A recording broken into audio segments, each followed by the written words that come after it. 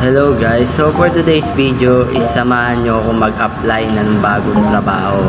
Ayan nga't pinakita ko sa inyo yung iilang documents ko na kailangan para sa pag-apply.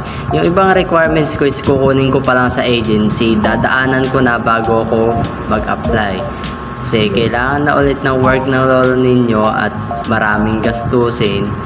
At saka umuusad ang rent ng bahay at bill ng tubig at kuryente. Kaya yon, kailangan nang mag-apply ulit para may work na ulit tayo. So tara, samahan nyo ako mag-apply. At ayun nga, kinuha ko na ipabango ko sa bag ko kasi magpapabango muna ako bago tayo lumabas ng bahay para syempre naman mabango na tayo bago tayo pumunta ng agency tsaka mag-apply. So tara na, let's go guys! So ayun nga, bumaba na ako at naglakad-lakad muna ako ng konti kasi mag-i-e-bike ako dyan. Kailangan ko kasi ng e-bike kasi medyo malayo-layo yung pupuntahan ko. So tapos hindi ko na pala na-videohan na nagpunta ako ng agency. Eto na, nasa tricycle na ako, pupunta na akong mag-a-apply ng work. Hawak ko na rin pala ibang requirements ko dyan kaso hindi kami makausad kasi may kampanya pang nagaganap dito sa lugar namin. Kaya ito, tiniis ang traffic.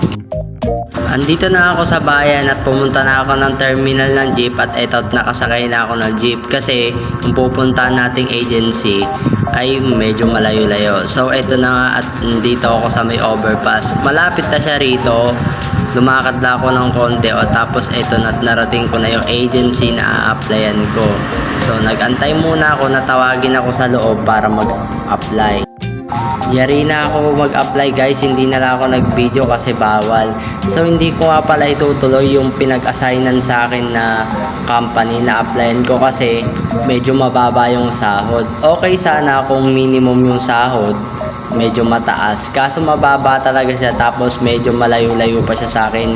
Negative man tayo ngayon pero marami pang araw para bumawi tayo. So ayan nga, pauwi na ako sa bahay niyan kasi around 12:30 PM na yan. Hindi pa ako kumakain ng tanghalian.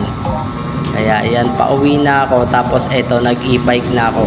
Dumaan na nga pala akong bumili ng pagkain ko sa karinderya kasi para hindi na ako magluto para makapahinga na ako. At eto na, nakabili na ako ng pagkain ko. Yun lang for today's video. Bye bye!